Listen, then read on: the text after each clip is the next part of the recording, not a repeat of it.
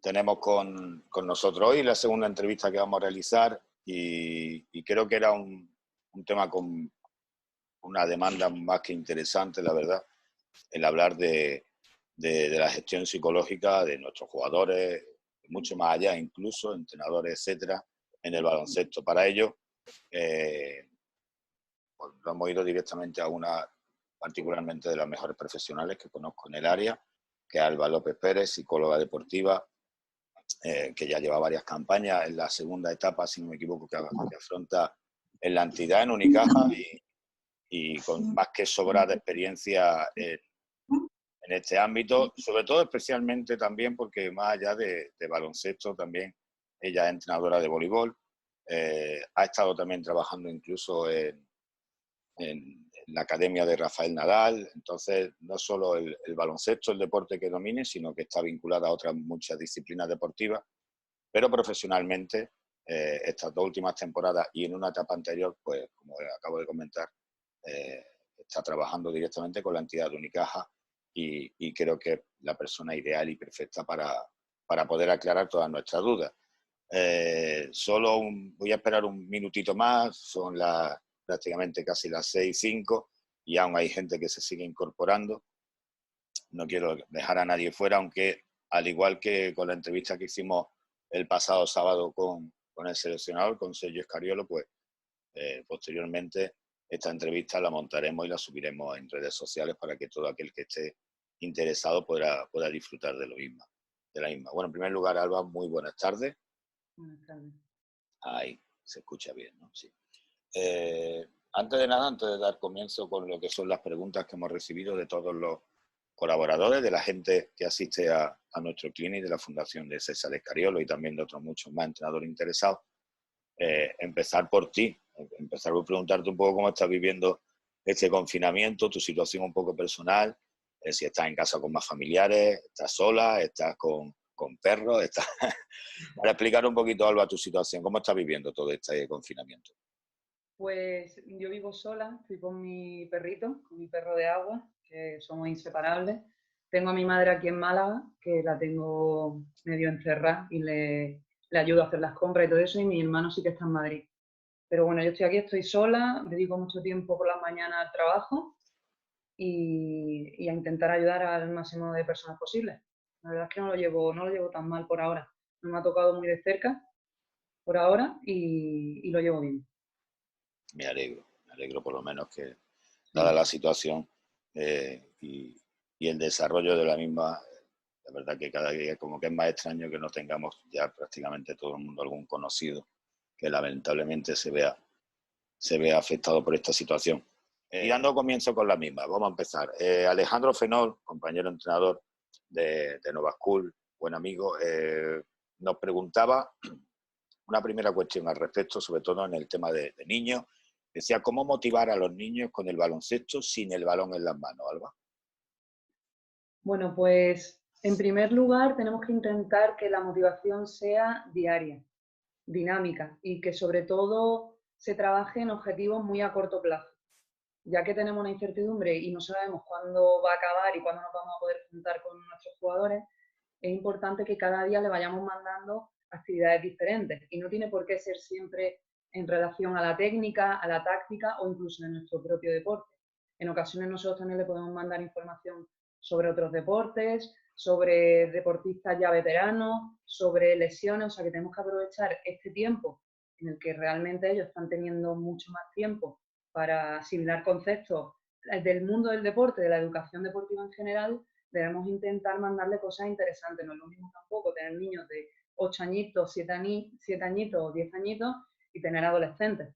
Por lo tanto, debemos de hacer pues como un pequeño diario donde cada día apuntemos, pues, por ejemplo, actividades personales para ellos a la hora de solucionar a lo mejor cuando se desesperan con los padres, o a lo mejor algo curioso que hemos visto en las noticias y que creemos que a ellos les van a servir, o si algún compañero nos ha compartido algún libro corto sobre ya sea Pau Gasol, Rafa Nadal o cualquier corto relacionado con el deporte, pues yo creo que lo más importante es que sea cada día cosas diferentes. Si también tenéis tiempo, podéis trabajar e informar un poquito sobre la gamificación, que es un recurso que tienen y que los niños generan como esa capacidad o esas ganas de ganar, de conseguir pruebas.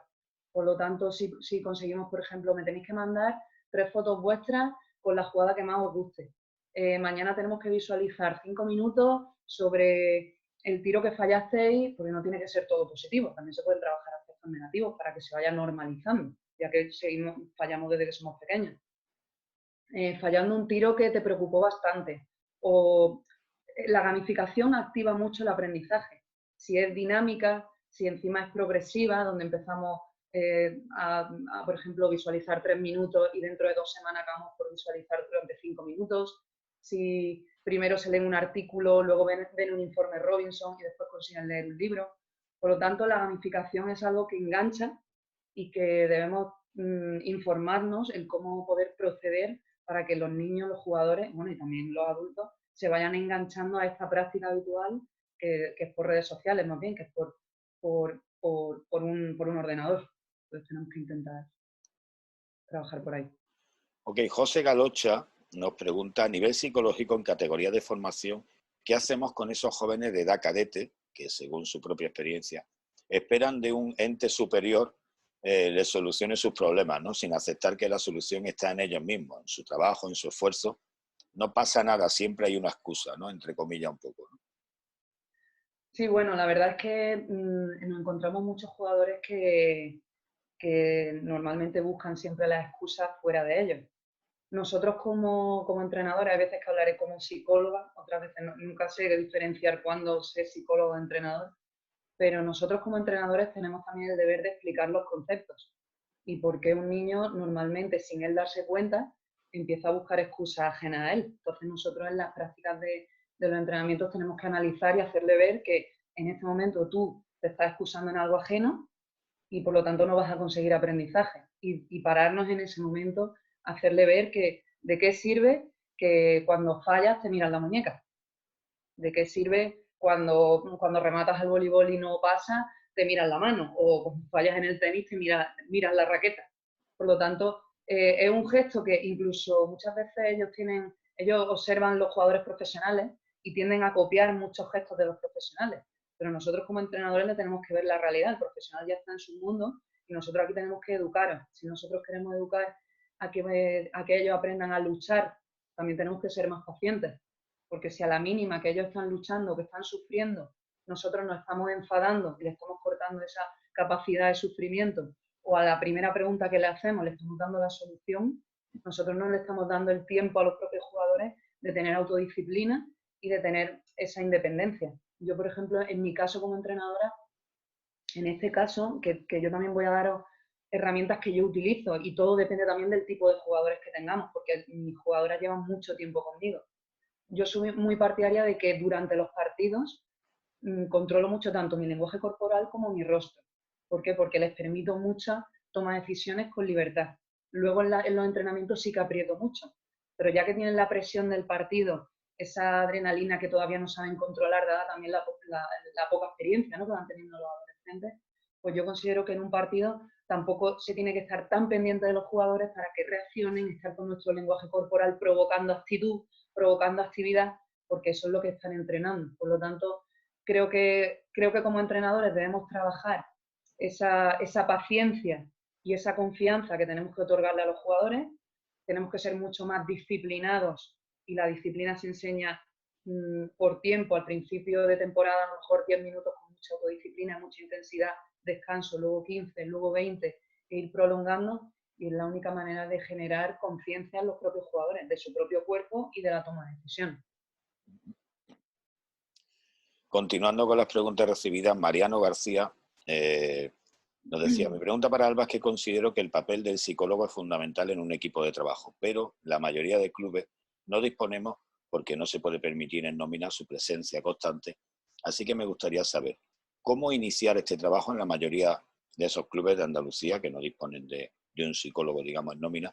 En algunos momentos determinados de la temporada es más clave y eficaz para que así vayamos viendo su importancia. ¿Y cuáles crees tú que serían esos momentos?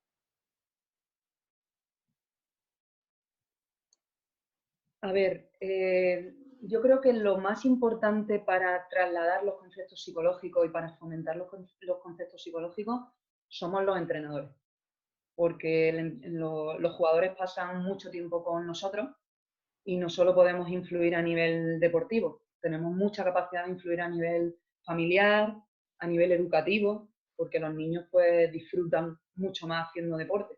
Y también haciendo deporte y jugando es como realmente se va conociendo a las personas. Por lo tanto, nosotros los entrenadores deberíamos de ser los más capacitados y los que más curiosidad tengamos en relaciones a conceptos psicológicos. Por lo tanto, creo que los inicios deben ser siempre una base centrada en el desarrollo del propio entrenador y sobre todo si ya se mete un psicólogo hay que cuidar las primeras demandas importantes, ya sean divorcios, ya sean posibles duelos, ya sean detección de problemas alimenticios, o sea que hay cosas importantes en las que siempre se tiene que tener en cuenta. Los momentos clave, por desgracia, siguen siendo momentos de mucho estrés y todavía en las noticias pues se siguen viendo cómo se requiere de ayuda psicológica cuando un jugador o se retira o se lesiona o en competiciones donde las expectativas eran superiores y no se ha conseguido. Entonces, yo siempre animo a mis compañeros a que en esos momentos no se metan, porque es un momento en el que tampoco nuestra figura define realmente nuestra función. Nuestra función es una función de seguimiento, de acompañamiento, de sumar siempre con el entrenador y todo el staff técnico, de aportar información. Entonces creo que evidentemente los momentos claves siempre son los más estresantes y hay muchas veces que un jugador profesional no requiere de tu ayuda hasta que no tiene el agua al cuello. Pero con el tiempo tenemos que intentar normalizar lo que es la función del psicólogo y nuestro trabajo e intentar hacer que el momento no llegue a ser grave, sino que que trabajemos de forma prolongada, formando a los entrenadores en una primera instancia y después formando a los jugadores y formando a las familias, porque el jugador cuando sale de la pista y sobre todo en época de formación escucha muchísimo los discursos de las familias. Por lo tanto, es importante, es fundamental la educación familiar deportiva, para que al final la educación tenga una misma base, en tanto de los entrenadores como de las familias. Sí, podríamos decir que todos estos equipos, como hemos dicho, que no gozan la posibilidad de tener un psicólogo, un profesional dentro de su plantilla, empezamos por la formación de los propios entrenadores en esa cuestión, Sí, ¿no? sí, sí, yo creo que es fundamental que si en un momento determinado se quiere incluso probar con esta ayuda, lo que más se va a notar y cómo más se va a generar el concepto psicológico y en consecuencia el resultado, pues con que se meta una vez a la semana las formaciones de desarrollo personal, de liderazgo, de cohesión, de comunicación, pues nos sirve bastante, porque al día a día es la gestión humana. Nosotros gestionamos jugadores y al final un jugador debe encontrarse bien para poder rendir. Y nosotros somos los primeros que tenemos que reconocernos en nosotros mismos cuando estamos bien para que nosotros rindamos. Por lo tanto, considero fundamental la formación de entrenadores.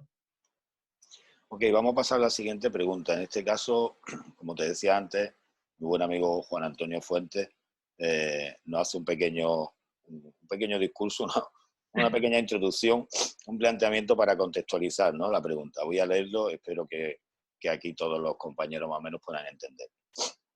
Según Juan Fuentes nos comenta, partiendo que está bien mantener el optimismo y debe ser así, pero atendiendo a los acontecimientos que van sucediendo tristemente y que lo determina el número de casos y fallecimientos por el COVID-19, esto nos indica, como muestra China, que la reactivación de actividades será paulatina y, como es lógico, en el último lugar tendrán lugar aquellas que conllevan una mayor interactuación entre personas, más aún si conllevan desplazamientos como son las competiciones deportivas. Empezando por desear no estar en lo cierto una vez contextualizada esta hipotética situación, que insisto, ojalá no fuera así, pero puede ser. Ya no es tan disparatado pensar como mínimo en el mes de septiembre, como se apunta, ¿no?, desde algunos sectores especializados. Dejando a un lado todo el perjuicio ocasionado tan abruptamente en el proceso de desarrollo del jugador en todos los ámbitos que influyen en el juego, a modo de ejemplo, habrá chicos y chicas que un día eran minibásquet y cuando vuelvan la próxima temporada pueden ser ya preinfantiles, ¿no? O jugadores y jugadoras que sin cerrar su etapa de formación en junior tengan que dar el salto directamente a categoría senior. Él pregunta respecto a todo esto, ¿no?, ¿qué elementos, estrategias, métodos, etcétera, a nivel psicológico, emocional, motivacional, crees que pueden ser trascendentales para compensar tanto déficit generado y por lo tanto ser potenciados desde los entrenadores y resto de staff técnico.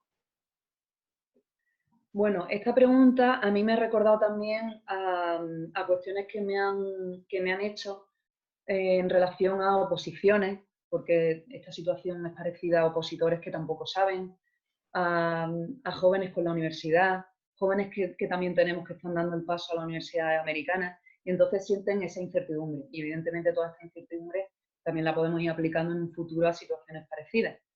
La incertidumbre, el no saber qué nos está pasando, nos genera mucha ansiedad y mucho estrés. Y eso es la incomodidad que nos genera todo. Por lo tanto, lo que yo propongo, los entrenadores deberíamos hacer 2 mapas mentales y deberíamos enseñar a los niños a hacer su mapa mental. Me refiero a diferentes posibilidades dependiendo del tiempo que nos toque. Por ejemplo, primera situación. La primera situación es que nos volvamos a ver todos en junio, ¿vale? Entonces, la primera situación, si nosotros, a nivel de para nuestros jugadores, en junio.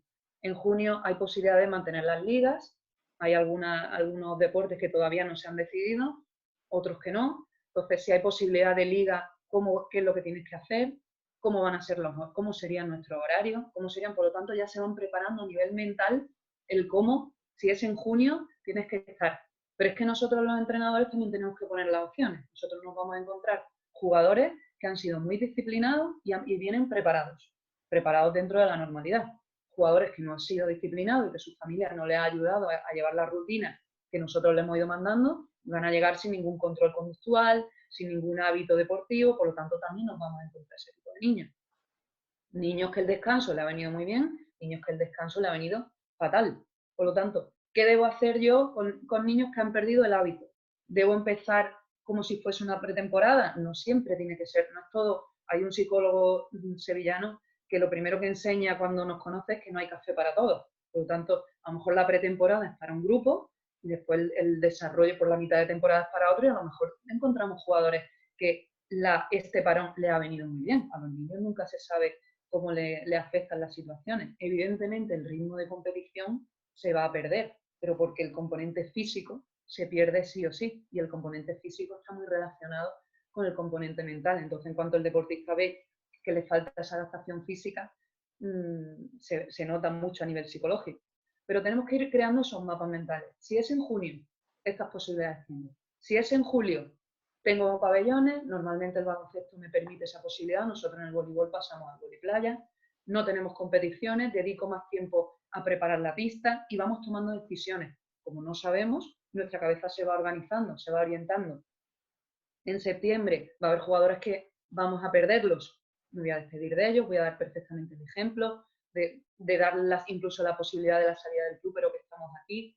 Y para los que cambian de categoría, pues prever, eres un chico que pasa de minibásquet o de mini tenis o de pequevoley a tu canasta ya más normal, a tu pelota ya más normal, por lo tanto vamos a practicar ejercicio en casa, vamos a trabajar con las 2 pelotas, vamos a trabajar con vídeos, vamos a ver qué posibilidades te puedo dar yo para ir imaginándote lo que normalmente llama la gente visualizar, pero que ya os explicaré porque creo que hay preguntas relacionadas con el tema de visualización, lo que supone una visualización correcta. Por lo tanto, da herramientas de trabajo.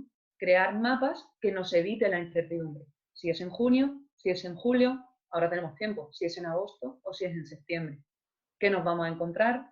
Si podemos tener menos niños, si los niños se han podido desmotivar, si han hablado con un compañero suyo y quieren dejar nuestro deporte y vienen con un poco de duda.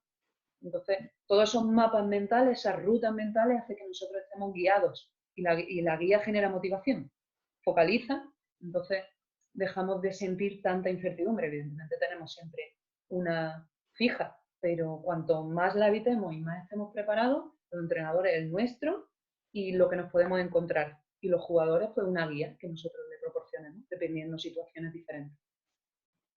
Perfecto. Otro compañero, Gustavo Morla, de Argentina, él nos comenta, en momentos de crisis en la temporada, donde los resultados no aparecen, ¿cómo trabajar con el grupo? Ya que en sí mismo hay una buena contracción al trabajo y relación grupal, lo único que no aparecen son los resultados. Bueno, aquí hay varios conceptos a analizar. Lo primero es que entendemos nosotros por resultado, ya que el entrenador debe barajar bien si el resultado es personal, si es social, si es de grupo. o si es puramente de ganar o perder partidas. Todos los entrenadores hemos tenido equipos donde empezamos a desarrollar conceptos y son equipos en los que realmente no se gana partidos tan fácilmente, pero creo que trabajando con orden y trabajando por objetivos, que es lo más difícil, dado que muchos entrenadores tenemos el trabajo fuera del entrenamiento y entonces disponemos de menos tiempo para dedicarle a la práctica, a la sesión práctica. Creo que si se trabaja por objetivos, tanto individuales como de grupo, y esos objetivos son personales, como crecimiento humano, y son también relacionados con la técnica y la táctica, si el trabajo está bien hecho, considero prácticamente imposible que no se encuentren resultados. Por lo tanto, nosotros como entrenadores tenemos que también abrir un poco la perspectiva, reflexionar bien sobre qué es lo que consideramos resultados para no contagiar ese concepto a nuestros jugadores, eso es lo primero, y ver dónde nosotros no encontramos resultados, si es solo en la derrota del partido. Yo me acuerdo que empecé con un equipo muy joven y que no tenía ni liga, pero como empezaron tan pequeñitas ya querían competir. Y entonces me acuerdo que al principio era estar felices dentro del campo, porque eran muy pequeñitas. Estar felices dentro del campo, sonreír 5 veces cada una, pasar la pelota, acercarse para darle la enhorabuena, si alguien se ponía mal, pedirle disculpas. Luego me acuerdo que el objetivo en menos de 3 semanas había pasado a conseguir un set. Y entonces lo daban todo. Y me acuerdo que una temporada perdimos todos los partidos. No era ni nuestra categoría, llevamos 3 años por detrás, pero las niñas seguían el objetivo mío. Pero yo también creía en el objetivo. Porque si realmente nosotros no estamos pendientes del resultado como ganar el partido, pero nuestro lenguaje corporal, nuestro rostro, cada vez que se falla una canasta, indica que lo que a mí me interesa es que tú metas una canasta y no que después te anime o animes al otro mientras que está ahí en el contraataque, al jugador se le queda que no ha metido la canasta. Entonces, cuando realmente tenemos un equipo humano, lo principal es que como humanos se quieran, se protejan y todos tengan un sentido de pertenencia. Por lo tanto, no le daría tanta importancia a ganar el partido o no. Diferente es cuando ya un equipo profesional, cuando estamos buscando objetivos, incluso cuando estamos buscando objetivos, el equipo oscila. Y hay veces que los partidos que no te imaginas que se pueden perder, pues porque se contagia el carácter, porque hay partidos malos, porque somos humanos y no tenemos la capacidad del on-off para dar el máximo. Por lo tanto, cuando no conseguimos resultados, tenemos que hablar qué tipo de resultados, porque si no conseguimos resultados humanos y no conseguimos progresar y avanzar en lo personal, el problema realmente lo tenemos nosotros como entrenadores. Y no me creo que una persona en desarrollo y progreso humano no consiga resultados académicos, deportivos o profesionales. Tarde o temprano acaban los resultados llegando. Ok, continuando con las preguntas, Eduardo Quesada, Edu Quesada, te hace llegar la siguiente. ¿Cómo podríamos canalizar la inactividad de los chavales en la vuelta a la normalidad? Es decir, esos jugadores, y hablo de edades entre 14 y 21 años, necesitan soltar la adrenalina que no hayan podido quemar, ¿no?, en sus casas. Y nosotros debemos lograr que eso sea normalizado. ¿Cómo se podría hacer? Bueno, lo primero es que los niños, los adultos y en general todos los seres humanos tenemos la capacidad de adaptación. Por lo tanto, estamos hablando que nosotros vamos a recibir jugadores pequeños, medianos y adultos completamente adaptados a una nueva situación. No significa que porque nosotros los veamos después de 3 o 4 meses van a estar como locos corriendo, dando vueltas sin ningún control. Todo lo contrario, van a estar mucho más pasivos, van a estar tranquilos. También puede haber excepciones y puede haber uno que esté como los locos, pero que nos vamos a tirar mucho tiempo en casa. De hecho, cuando yo hablo con mis jugadoras, la primera semana estaban muy aburridas, la segunda semana estaban muy hartas de los profesores y esta semana están adaptadas. Entonces, somos, gracias a nuestra razón, tenemos la capacidad de adaptarnos. No estoy de acuerdo, y esto es un concepto mío, una opinión mía, en que nosotros tengamos que basar los entrenamientos solo en aspectos lúdicos, porque los niños se han quedado 3 semanas en sus casas. Nosotros tenemos que progresar, nosotros tenemos que avanzar, le tenemos que explicar a los niños que ahora nos va a costar a ellos y a nosotros volver a estar concentrados X tiempo, volver a estar activos, un lenguaje corporal adecuado, volver a concentrarnos en lo que queríamos, incluso nosotros, por la razón que sea, porque llevamos mucho tiempo sin entrenar, vamos también a cambiar hábitos. Nosotros ahora no vamos a entrenar exactamente igual que antes de hace 2 o 3 meses, y ellos también lo van a notar en nosotros. Por lo tanto, creo que deberíamos separar muy bien en el entrenamiento. Ahora nos focalizamos, nos centramos en el aspecto físico y damos nuestro máximo, nos cansamos, sufrimos e intentamos dar un paso adelante. Ahora con la técnica y con aspectos tácticos nos concentramos, olvidamos el esfuerzo físico, nos concentramos, progresamos, intentamos memorizar, luego llegamos a casa y apuntamos lo que hemos aprendido y luego vamos a empezar a competir. Vamos a empezar a competir porque en un mes, en 3 meses, en 6 meses, tenemos que volver a competir y el ritmo hay que volverlo a coger.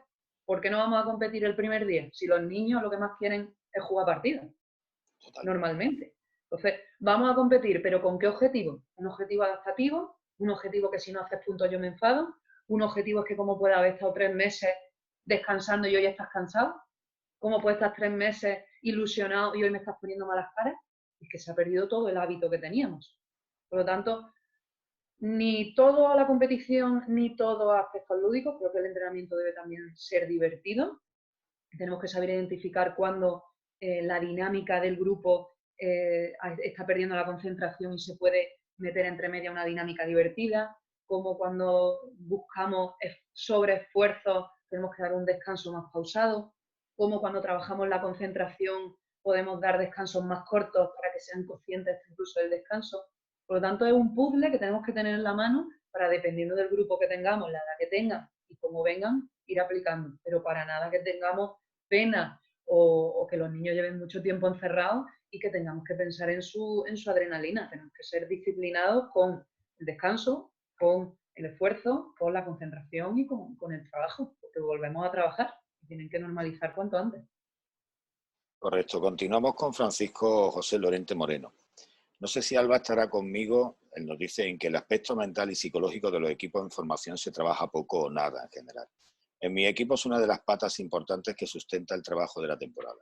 A nivel individual, teniendo 2 o 3 charlas con cada jugador durante la temporada, haciendo que visualicen los partidos el día anterior siempre de una manera positiva.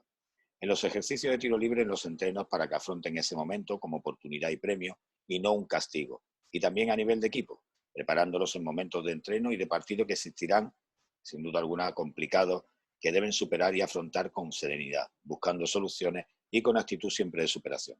Me gustaría que como profesional valorara, Alba, las propuestas que te he comentado y me ayudaras también a mejorar con algunos ejercicios o pautas, tanto individual como colectivamente, que pudiera aplicar a su equipo de formación. Entiendo que no serán los mismos para todas las categorías o edades. Vale. En categoría de formación, 2 o 3 charlas al año me parecen demasiado pocas, ya que en ocasiones los entrenadores lo que queremos es dar una charla perfecta en el momento perfecto y creo que es mucho más servible para los niños y para nosotros las charlas constantes y diarias de pequeñas cosas de la vida, de sus estudios, de sus familias, de lo que llevan puesto, del gesto que acaban de hacer, de por qué hoy están un poco más serios o de por qué hoy están tan divertidos. Por lo tanto, creo que las charlas en formación y con los profesionales, las charlas deben ser diarias, debemos estar más cercanos a los niños y no tener esa distancia de entrenador a jugador en el que solo nos dedicamos a que ellos nos entiendan y nos comprendan. Tenemos que ponernos en un plano más igualitario y nosotros comprender y nosotros escuchar. Por lo tanto, hay que acercarnos más en época de formación. Otra cosa que me ha llamado la atención es la visualización positiva.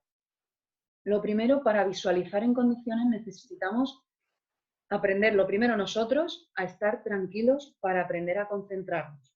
Nosotros como entrenadores, tranquilizarnos para favorecer un proceso de atención plena. Y nosotros debemos de enseñarle a nuestros jugadores a aprender a calmarse. No solo para la visualización, para ir al banquillo y no pegarle una pata a una botella, para no tirar la raqueta, para no insultar, para no hacer gestos que te desequilibran, te descontrolan, para aguantar y soportar sufrimiento, para controlar el cansancio. Por lo tanto, el saber parar, tranquilizarse a través de la respiración y de la calma es fundamental. Una vez que aprendemos a calmarnos y a tranquilizarnos, ahí sí se puede visualizar. Y él habla de la visualización positiva. ¿Por qué? Se puede visualizar muchas cosas negativas. La visualización tiene que ser lo más real posible. La visualización puede ser desde el punto de vista de a qué huele algo, qué te recuerda una persona, qué sientes en las manos cuando tocas esto, qué sientes cuando el marcador quedan 10 segundos y tienes tú la pelota. Por lo tanto, la visualización se pueden tocar muchos sentidos diferentes, lo que vas escuchando en los partidos. Por lo tanto, la visualización no debe ser positiva. Yo hablo mucho con mis jugadores de irse preparando de cosas, a los fallos, porque normalmente los jugadores llevan, cuando ellos me dicen, es que yo me enfado mucho cuando me equivoco y cuando fallo. Y le preguntas, ¿cuánto tiempo llevas jugando? ¿6 años? ¿7 años? ¿5 años? ¿Y desde cuándo llevas fallando? Pues 5 años, 7 años, 8 años, y todavía no lo has normalizado. Entiendo que un error, que vamos iguales, que el entrenador te ha dicho, juégatela tú, como estamos empezando, y también a los profesionales, le cueste más que un fallo de atención grande donde ya me lo han dicho 3, 4 veces y sigo cometiendo el mismo error. Tenemos que darle conciencia a los jugadores para saber qué tipo de errores son importantes. Pero nosotros como entrenadores tenemos que decir que es que los fallos forman parte del aprendizaje y de la vida. Los lápices tienen una goma de borrar desde cuando eres chico. Es para algo. Y tú cada vez que te equivocas con la A, no la lías en tu clase. La borras y la escribes de nuevo. O la B y la V. Entonces, cuando ellos empiezan a ponerse en esas perspectivas, no, es normal. Tampoco, evidentemente hay técnicas. Hay una técnica que se llama Next Play Speed, que encima los jugadores cuando se le ponen conceptos americanos, y esto lo hacen los americanos en la NBA, a ellos les encanta, y es la capacidad que tienes de estar en la siguiente jugada, ¿no? Entonces, pues, a mí me ha dado muy buen resultado explicar, y lo he aplicado en el voleibol incluso, esa capacidad que tienen de estar en el siguiente momento. Entonces, les dejas que curiosen en Google, que miren jugadores, entonces son esas técnicas, pero deben comprender y entender que el fallo siempre está. Por lo tanto, la visualización, la imagen del partido, identifícate con positivo y negativo. Sí, el Next Play Speed. Igualmente, todas las dudas que podáis tener sobre técnicas o estrategia o lo que sea, pues daremos en correo electrónico y se pueden profundizar un poquito más para no estar aquí tanto tiempo. Pero es importante eso, que las charlas sean más asiduas, el contacto sea más cercano, que las visualizaciones se hagan, si se quieren hacer bien, con una formación previa y sobre todo a través de una ejemplaridad, que probéis vosotros como entrenadores lo que supone relajarse de verdad, lo que supone visualizar, que lo hemos hablado, Pablo, con lo que estamos haciendo del tiempo para nosotros, y me decías que hay veces que cuesta relajarse y en ocasiones pues lo necesitamos demostrar para hacerle ver a los jugadores que se puede relajar en unos momentos de crisis para pensar y para tomar mejores decisiones. Y además porque él también me está pidiendo todo el tema de rutinas, de propuestas, las rutinas previas a los partidos, técnicas de respiración, hay técnicas de respiración que favorecen el tiro libre, técnicas de respiración que favorecen la salida de banquillo. Por lo tanto, preparar a un equipo mentalmente supone que nosotros como entrenadores tengamos esos conceptos, pero lo más difícil de la psicología es creer. Y algo mucho más complicado de la psicología es aplicar el tiempo que requiere la psicología. Porque la psicología requiere entrenamiento. Y normalmente los entrenadores queremos más tiempo para entrenar con la pelota, más tiempo para entrenar con la raqueta, más tiempo para entrenar dentro del agua, más tiempo para entrenar las transiciones. Y ahora que se está teniendo el tiempo real para trabajar la mente, pues los entrenadores tenemos un... ¿Estás bien? Sí, sí, perdona, que se había ido el sonido suyo. Tenemos una oportunidad buena y única, seguramente espero que sea única, para trabajar la importancia del control del lenguaje corporal, del control de la actitud, de la capacidad de aplicar técnicas, porque es fácil decir, yo sé visualizar, pero visualizo en un entrenamiento cuando mi entrenador me lo dice para tirar un tiro libre, pero después voy a tirar el tiro libre y estoy cansado de fallar o cansado porque mi entrenador no me saca o pensando en por qué me ha sacado al final del cuarto y que si fallo, ¿qué va a pensar mi padre? Entonces, ahí hay un proceso atencional bastante poco trabajado. ¿Vale? Ok, continuando con las preguntas, Luis Molina Astudillo, amigo desde Jaén, nos planteaba lo siguiente. ¿Cómo se plantea la salida de jugadores en la edad junior de las canteras de equipos de élite para que la mayoría estén preparados para pasar a una realidad bien distinta a la que han estado acostumbrados durante años? Esto yo creo que te va como anillo al dedo, precisamente tú que estás trabajando mucho con la cantera de Unicaja. Bueno, realmente no te creas que noto mucha diferencia entre lo que viene siendo un club profesional de un club de pueblo como el mío. Y te explico por qué. Porque los niños se adaptan. El niño que lleva un año en Unicaja lleva un año sabiendo que si no le han llamado nunca del primer equipo, o que si está en el Junior B, en este caso, no se va a quedar en el ACB. Y los juniors que no llevan un año llevan 2, llevan 3, llevan 4 y son lo que se suele hacer en estos equipos. Por lo tanto, yo creo que como entrenadores le debemos hablar con claridad, de una manera realista y viendo qué expectativas tienen los niños, porque en ocasiones los niños, aunque vean que nunca lo ha llamado la ACB o vean que están jugando en un club de pueblo, pues creen y consideran que tienen tanto bíceps, por ejemplo, que los va a llamar un equipo de Leboro. Por lo tanto, hay que ser realistas y nosotros somos los que tenemos más experiencia. Yo tengo una jugadora junior ahora mismo y no es lo mismo una jugadora de 1,90 que una jugadora de 1,60. Y no es lo mismo una jugadora que lleva 7 años jugando, que ha sido campeona de Andalucía, campeona de España, que una jugadora que lleva 2 años jugando. Por lo tanto, no significa que a la universidad que te vayas puedas jugar en un equipo universitario y tampoco significa que tú perfectamente puedas estar con tu universidad y entrenando y jugando en un Les Plata o en un Leboro. Por lo tanto, nuestra función, ser comprensivos y empatizar con ellos para no ser muy bestias, pero ver qué expectativas tienen ellos para decirles, estás preparado para esto y para esto. Igual que hemos creado el mapa mental para evitar la incertidumbre, pues nosotros le damos nuestras opciones. Yo me iría aquí, tengo un compañero aquí que quizá te ayude, Estados Unidos sí, Estados Unidos no, qué es lo que quiere estudiar. A lo mejor hay niños que no tienen lo que estudiar en Estados Unidos y están obsesionados con Estados Unidos. Pero si tu prioridad es estudiar y eso lo tienes en Inglaterra, desde Inglaterra juegan en una liga inferior. Vale. Y te lo va a pasar igual de bien porque tu futuro como profesional deportivo no es tu aspiración. Entonces, claro, ellos es normal que en una época junior, sin a lo mejor esforzarse al máximo, quieren el mejor equipo, la mejor universidad, las mejores zapatillas, los mejores entrenamientos, porque a lo mejor entrenas el 60% de tus posibilidades. ¿Cómo te vas a ir ahora a un Leboro si dentro de tu equipo junior no estás destacando ni por actitud?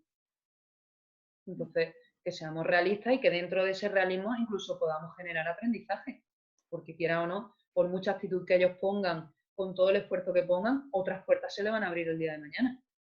Por lo tanto, ser realistas y lo más importante es saber que los niños se adaptan, que no... Y mira que en eso sí que tengo experiencia porque tengo muchos niños jugando por todos lados. Felices.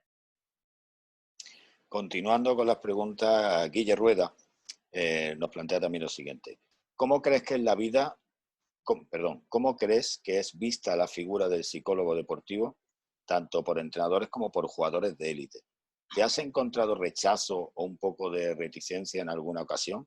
Si es así, ¿cómo haces para convencerles de que la figura del psicólogo es necesaria dentro de un staff? ¿En qué suele consistir tu intervención durante la temporada? Por último, añade que gracias por incluir la figura del psicólogo deportivo en nuestra charla, ya que él está estudiando psicología y para él es un placer poder disfrutar de actividades de este tipo. Él es Guille Rueda. Al respecto, Alba, ¿qué nos comenta? Bueno, el mundo de la élite es un mundo un poco aparte. Todos los que hemos tenido la oportunidad de trabajar en el mundo de élite, pues vemos que es un escenario un tanto pintoresco, por llamarlo de alguna manera, porque hay caracteres ya muy domados, hay hábitos muy fuertes, hay unas confianzas y unos egos bastante destacados. Por lo tanto, el cómo consideran los jugadores y los entrenadores a los psicólogos depende. Depende, porque cuando realmente se necesita, todos ven la figura del psicólogo como algo bueno. Y en la élite normalmente te llaman de una manera muy concreta.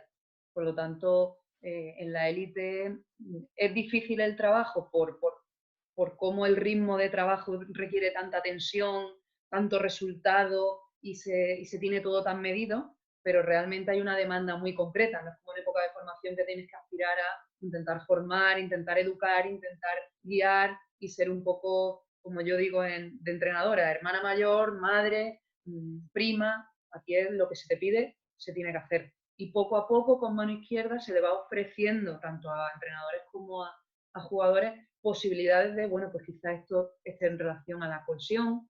Estos jugadores cuando están en pista no sostienen el resultado que se está con las expectativas que tenemos.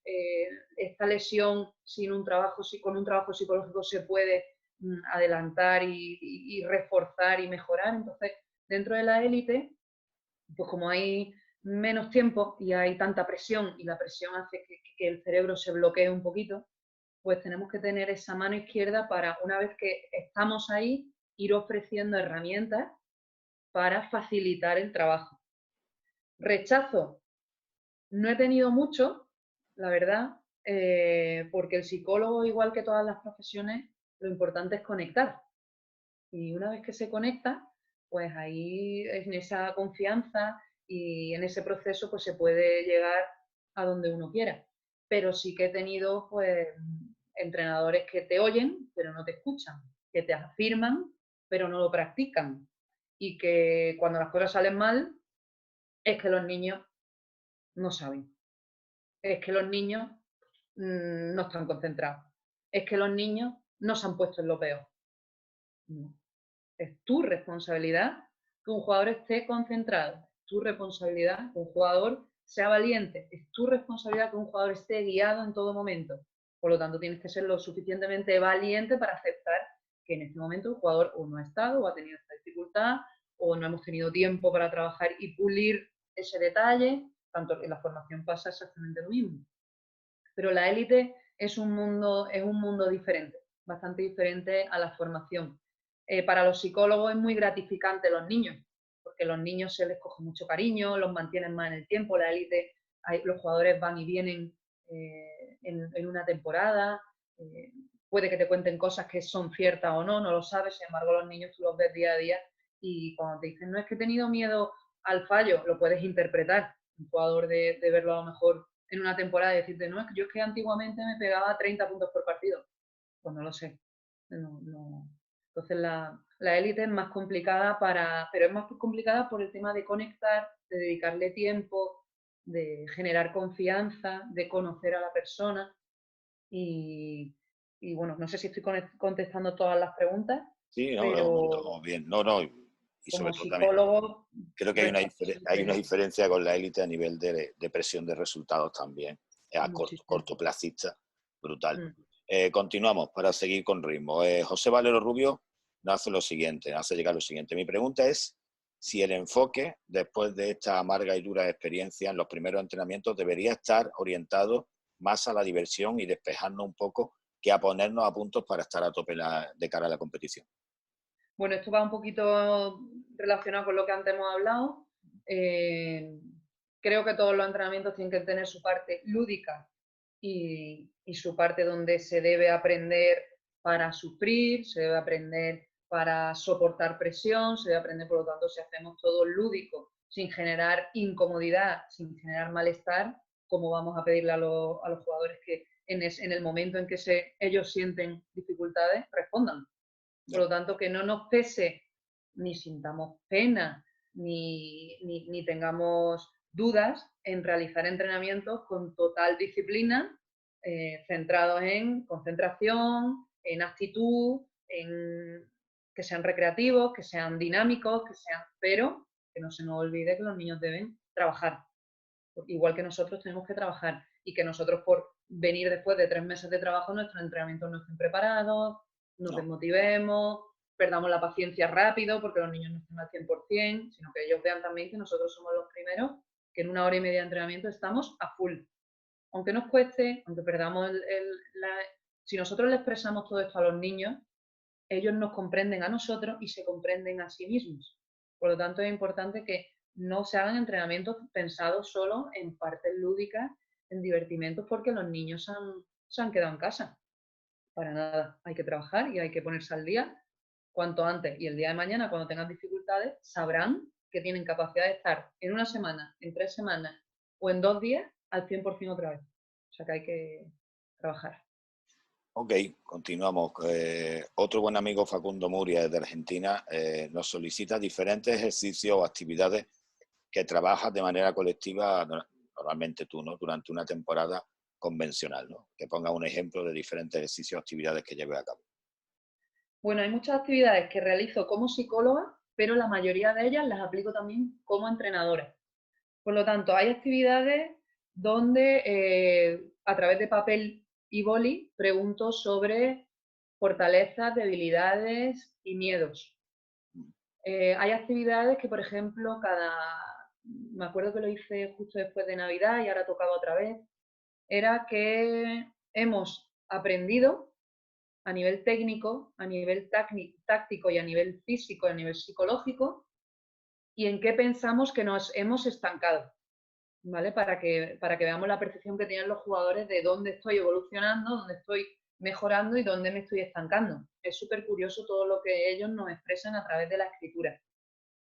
También hay veces que pido que me ayuden, y veo cómo trabaja el jugador que me está ayudando y que no está siendo protagonista, porque ese ejercicio es para, en este caso, un base, en mi caso, una colocadora. Por lo tanto, las atacantes están haciendo otros, por lo tanto, los aleros están haciendo otros. No siempre son ellos los importantes en ese momento. Por lo tanto, hay otras veces que pongo grupos y hay un responsable de cada grupo y ese responsable debe trabajar, por ejemplo, la técnica. Entonces tienen que poner ejercicios técnicos. Y después hay otro responsable de esos grupos donde deben hacer un trabajo táctico. ¿Qué situaciones? En los partidos también pido que me expliquen qué está pasando y que me expliquen qué debemos hacer y dónde está el rival más débil en el otro equipo. Por lo tanto, las dinámicas que yo hago es de participación de los jugadores, ya sea a nivel técnico, a nivel mental, les pido que trabajen, esto ya lo hablamos en tu charla, en tu club, los 3 niveles, Bueno, correcto. el nivel 1, el nivel 2 y el nivel 3 en relación al riesgo. Cuando uno no arriesgo casi nada y juego con todo lo que controlo, por lo tanto los jugadores deben saber qué controlan y lo que uno controla es hasta cuando la situación está muy mal. Un nivel 2 es cuando controlo pero me puedo arriesgar un poquito y un nivel 3 es cuando no pienso, no siento cansancio y me la juego toda. Por lo tanto, ¿a qué nivel se debe jugar ahora? Al nivel 1. ¿Por qué? Pues que vamos 6 abajo, tenemos que recuperar. ¿Y ahora qué nivel jugamos? Ahora jugamos a nivel 3. ¿Por qué? Es que queda un minuto y vamos ganando de 20. Es que podemos soltarnos. ¿Y ahora qué nivel? Es que estamos, por lo tanto, hacerlos partícipes de qué sientes, qué debemos hacer, por qué crees que aquella persona está con ese careto. ¿Qué hacemos con un tío que le llevo diciendo ya 20 veces y lleva un mes con el mismo error? ¿Qué tengo que hacer yo contigo si llevas tanto tiempo cometiendo el mismo error? ¿Qué hacemos? ¿Tú qué crees cómo tú puedes corregir ese error que ya yo me he quedado sin recursos? Por lo tanto, las dinámicas son todo lo que nosotros podamos ser creativos.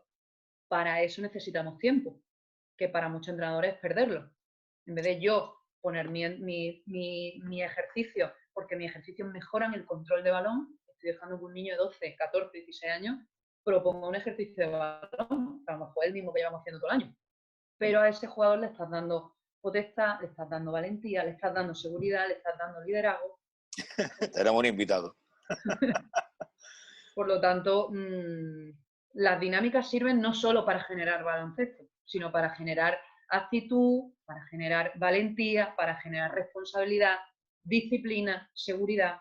Y ahí es donde nosotros tenemos que hacer mucho más hincapié de lo que normalmente los entrenadores solemos hacer. Ok. Álvaro de la Morena, otro buen amigo, entrenador también, árbitro, tú creo que lo conoces bien, como el primer contacto laboral con un jugador profesional. Como la vida misma, cada persona tiene su procedimiento. Sí, bueno, los jugadores profesionales, hay algunos que son más de posibilidad de despacho y hay otros que son más posibilidad de pues, quedar en algún restaurante, tener una comida y poner ideas en común, el ver cómo vamos a proceder según sus resultados. Por lo tanto, con jugadores profesionales siempre respetando el código deontológico, respetando las distancias, siendo totalmente profesional, se puede salir un poco del despacho y una vez que se llega al acuerdo, pues trabajar en pista, trabajar previa a partidos. a post partido. Hay jugadores que después de los partidos no se les puede ni mirar y jugadores que después de los partidos pueden escuchar.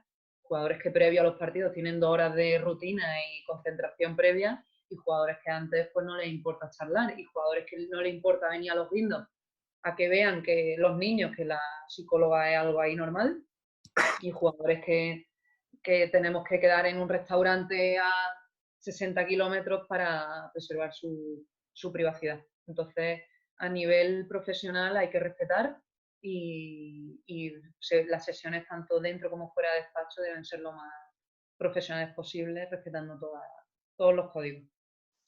Muy bien, Antonio de Ose, otro buen amigo, entrenador también y muy fiel a nuestros clientes de la Fundación. Él nos hace 2 preguntas que a mí me parecen, la verdad, muy interesantes, ¿no? La primera nos dice, la charla está enfocada a la gestión psicológica con nuestros jugadores, ¿no? Pero ¿quién nos gestiona a nosotros? Y me parece más que importante porque focalizamos siempre la atención en la gestión de jugadores y luego a veces somos nosotros los entrenadores el peor ejemplo de autocontrol, ¿no? Y una segunda pregunta que él hace alusión a que hizo un máster sobre coaching y psicología deportiva y le surgió la idea del microcoaching, sesiones de coaching tipo píldora informativa. ¿Qué opinión tiene al respecto? Bueno, pues me reitero a la hora de decir que la importancia realmente de la adquisición de conceptos psicológicos la deben tener los entrenadores. Esas píldoras y esas pequeñas formaciones son fundamentales, necesarias y obligatorias para que nosotros sigamos avanzando como entrenadores. Aquí sí le he preguntado a Pablo con la posibilidad de ofreceros en una página en Facebook que es alba.a.lopez-pérez y hay muchísimas opciones de ideas para que las pongamos en práctica. Repito, todas las pongo en práctica yo también, no solo como psicóloga, como entrenadora y como jugadora. Debemos ser los primeros que trabajemos para nosotros mismos. Por lo tanto, si hacemos formaciones de coaching o nos formamos en una página de una psicóloga en este caso, pero nosotros no creemos, pues por ejemplo yo en mi caso personal hice el curso de hipnosis en el deporte, pues como yo no consigo entrar en un proceso hipnótico, pues yo no trabajo la hipnosis y trabajo concentraciones muy profundas y estoy trabajando con mis jugadores y con mis entrenadores no solo relajaciones básicas, sino un paso más en esa relajación. Pero hay cosas que a lo mejor en mí yo no lo he podido trabajar, yo no lo he podido sentir y a lo mejor no me da tanta seguridad, por lo tanto no lo pongo tanto en práctica. Pero lo que nosotros tengamos que trabajar debemos estar seguros. No podemos pedir una actitud impoluta y nosotros ir braceando constantemente por los banquillos. No podemos pedir una buena cara y un ánimo constante, que en baloncesto se suele pedir mucho ánimo, que yo hay veces que digo, es que la energía que están invirtiendo en animar, en ocasiones, se puede animar con más normalidad y luego salir al campo al 100%. Ya cada uno, yo en el voleibol hay muchos equipos que cantan mucho y animan mucho, y sin embargo yo prefiero que mis jugadoras estén atentas a lo que han hecho, a lo que tienen que hacer, a cómo las mías no cantan. Pero eso se lo enseño yo. ¿Por qué? Y cada vez que un equipo canta me miran las pequeñas como diciendo, yo no puedo cantar, yo estoy educando a eso porque creo que en un banquillo tienes que estar de esa manera. Pero yo no puedo pedir que tú tengas buena cara y que tú estés animando a tus compañeros en todo momento, aunque te hayas tirado 3 canastas y no hayas tocado ni aro, y a mí la cara me llega al suelo. El principal ejemplo somos nosotros. Y hay incluso muchas veces que yo con mis jugadoras me planteo si las estoy condicionando demasiado. Porque cuando yo de 12 jugadoras me dicen 6 o 8 que es que quieren ser psicólogas, yo a veces me planteo, digo, ay madre, si las estoy condicionando demasiado. O cuando las veo entrenar a las pequeñas repitiendo mis mismas palabras, dices, es que se fijan mucho en nosotros. Entonces, nosotros como entrenadores tenemos que tener muy claro la responsabilidad que tenemos emocional, social, personal, educativa, de futuro y ponerlo bien en práctica. ¿Vale? Microcoaching, el ejemplo que ha utilizado, ¿qué opina? El microcoaching son formaciones pequeñitas, ¿verdad? Yo son las que trabajo con mis entrenadores.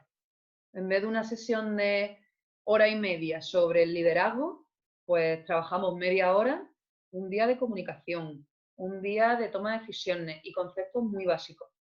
Cuando podáis acceder a toda esa información que tengo en el Facebook, veréis que son informaciones muy cortas, muy básicas y muy directas para ponerlas en práctica.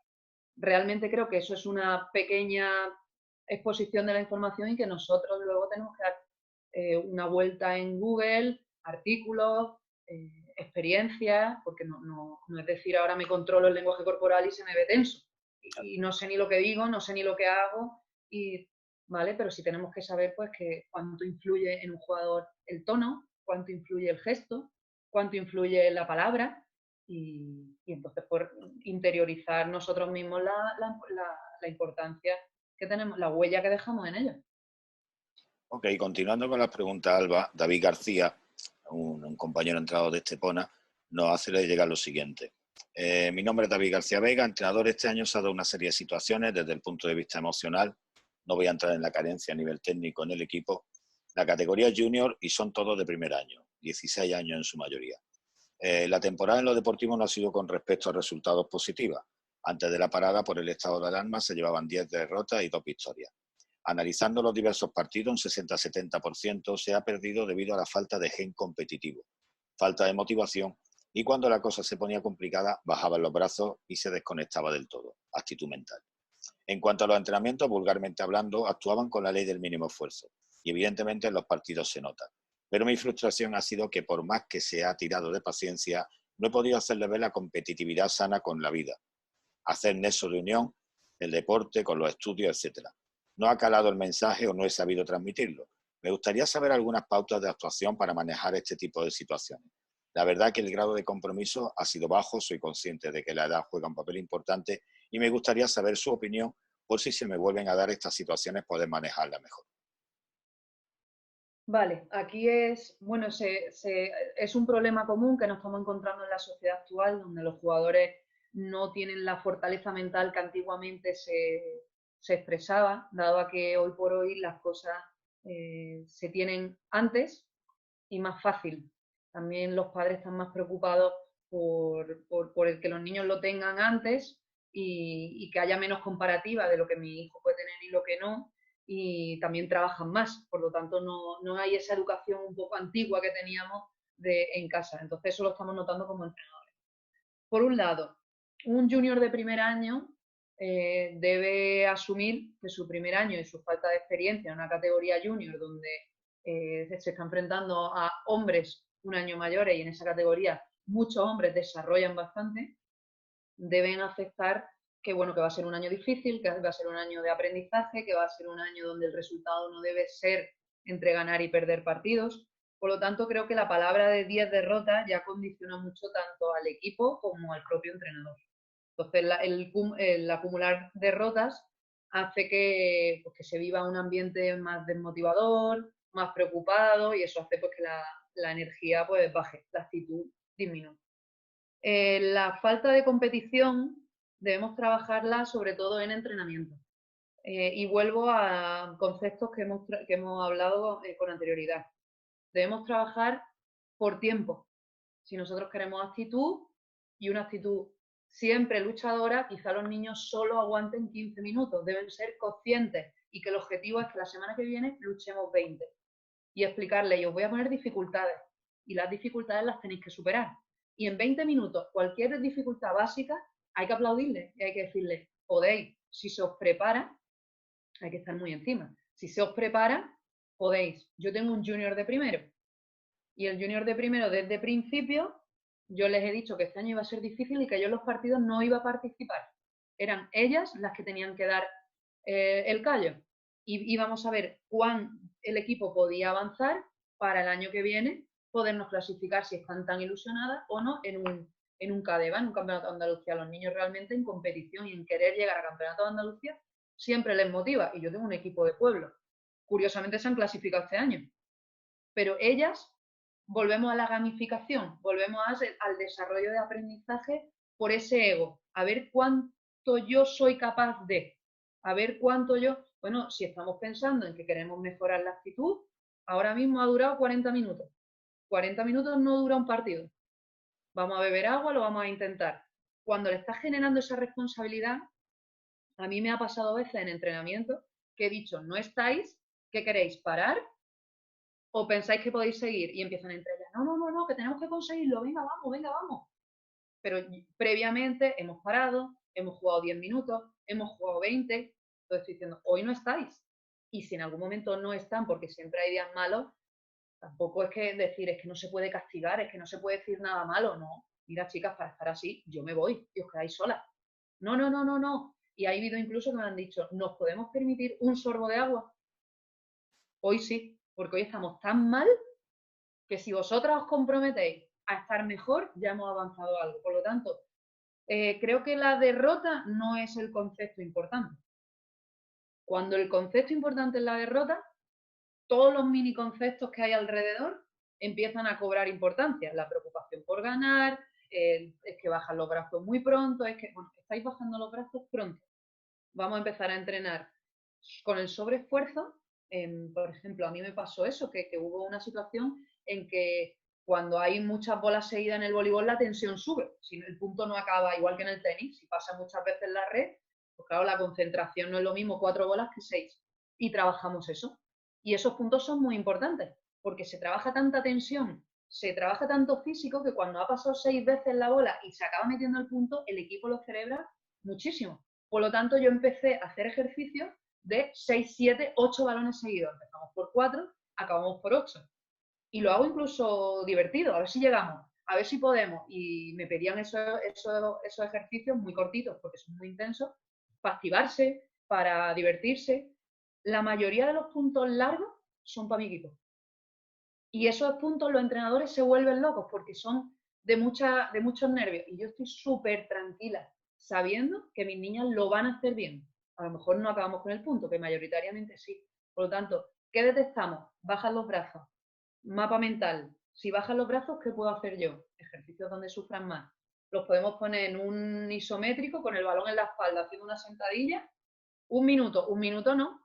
1,5 minutos. Y vaya hasta medio minuto sonriendo. Sufriendo, sonriendo. Porque después, a la mínima, os ponéis bastante serios y empezáis con la cara de pena. Y esto lo aplicáis. Entonces, hay muchísimas formas de enseñar. No siempre tiene que ser a base de gritos y de repetición y de repetición y de repetición. Entonces, mapas mentales. A mí me encanta eso, es dar opciones a lo que nosotros queremos mejorar. ¿Hemos perdido? No nos sirve de nada. Hemos perdido porque bajamos los brazos. Hasta que los brazos no se mantengan, no pasamos a otra cosa. Y más en un junior de primero, que tenemos un año entero para poder invertir en mejoras. A mejorar. En formación todos los años son importantes, pero que ellos sepan que un junior de primero, su presión debe ser fundamental en avanzar lo máximo posible. Para que en el junior de segundo, yo en el último partido le dije a mis niñas, este partido lo voy a hacer con pizarra, porque yo no utilizaba pizarra nunca. ¿Por qué? Porque vuestra actitud es impoluta siempre. Vayamos bien, vayamos mal, y como ya estáis corregida a nivel humano, vamos a empezar a trabajar a nivel técnico-táctico. Tienen tanta concentración en sí mismas que después orientan muy bien la concentración externa. Y para mí fue un triunfo, pero después se lo digo. Yo a mi entrenador se lo digo, decidle que los queréis, decid que lo hacéis bien, decid que estáis orgullosos de ellos. Es que se lo digo siempre. Pues se lo dice siempre, más una vez. Esa importancia de refuerzo positivo también, claro. Sin tener miedo al castigo. Sí, sí, claro. Que yo tampoco soy partidaria de es que no se puede hacer correr, es que no se puede. No, que si estás hablando mucho, ponte a correr porque a mí me estás perjudicando mucho y ponte a correr y te desahoga un poquito. Pero... Continuamos con la siguiente pregunta, Alba, si te parece. Javier Maldonado nos hace llegar 3 pequeñas preguntas, ¿no? ¿Qué factores ayudan a conseguir una mejor cohesión grupal? ¿Cómo trabajas el control del estrés en el deportista? Y por último, ¿qué método utilizas para mejorar la autoconfianza? Creo, para adelantarme, que cuando responda a estas 3, que nos quedan unos 6 minutos para que se corte esta segunda conexión, tendremos que hacer otro breve lapso y volver a conectarnos con las mismas claves para afrontar ya la recta final de la entrevista. Vale, la cohesión se consigue teniendo claros objetivos individuales, basados en la mejora individual de cada uno. Por lo tanto, a lo mejor un chico o una chica necesita mejorar su atención, el otro su bote, y tenemos que calibrar que ninguno se dispare. Normalmente los entrenadores pensamos que el ritmo nos lo marca el mejor jugador del equipo y estamos muy equivocados. El ritmo nos lo marca el peor jugador del equipo. Por lo tanto, es muy importante que le dediquemos mucho tiempo a los jugadores que están rezagados del pelotón. Mucho. Ahí podríamos tener un debate tú y yo de 1 hora y media. Exacto. Entonces, no hay que olvidarse de los que no les sale. Entonces, la cohesión a nivel individual, retos, para que tú seas mejor. Yo necesito que tu cara cambie, yo necesito que tú no hagas gestos, yo necesito, y he conseguido que jugadores que son bastante buenos, pero que su lenguaje corporal era horrible, centrarlo en su lenguaje corporal, ya sea porque le hemos puesto a Jordan, ya porque Rafa Nadal es un máquina en eso, lo que sea, pero necesitamos mejorar ese jugador, eso. Y a nivel grupal, que seamos humanos, que seamos amigos, que nos ayudemos, que no permitamos que un colega está mal, que no le falte el agua a nadie, que por lo tanto en ocasiones el objetivo grupal es ganar. No, el objetivo grupal no es ganar. Y es muy importante que el objetivo sea medible. Por lo tanto, yo no quiero que nadie tenga mala cara. Ese ha tenido mala cara y la habéis dejado tirado. Entonces, en formación es importante que la cohesión se respete, dándole importancia a todos los jugadores de manera individual y siendo muy humano, o sea que se puede meter mucha presión deportiva, propiamente dicha, en los aspectos personales e individuales, pero trabajar lo humano, el cariño, el respeto, la educación a nivel grupal, para que el grupo siga avanzando. El control del estrés. El control del estrés se trabaja a través de la respiración, a través del lenguaje corporal y su control, a través del control del pensamiento negativo, y todo eso en conjunto es lo que llamamos la inteligencia emocional, el trabajar la inteligencia emocional, el mejorarla. El control del estrés se trabaja de esa manera. Y la autoconfianza se trabaja a través del autoconocimiento de la propia persona, la gestión de las expectativas que uno tiene para trabajar esa realidad de la situación. Y aquí tenemos que ver, pues, en qué momento de la situación estamos trabajando para que una persona se sienta confiada o no. Porque no es lo mismo trabajar pidiendo en un partido cosas nuevas, y es normal que la confianza ahí no esté al 100%, que jugar una Final Four, que jugar contra el último de la liga, que jugar después de una lesión. Por lo tanto, la confianza depende de uno mismo y de su entorno personal.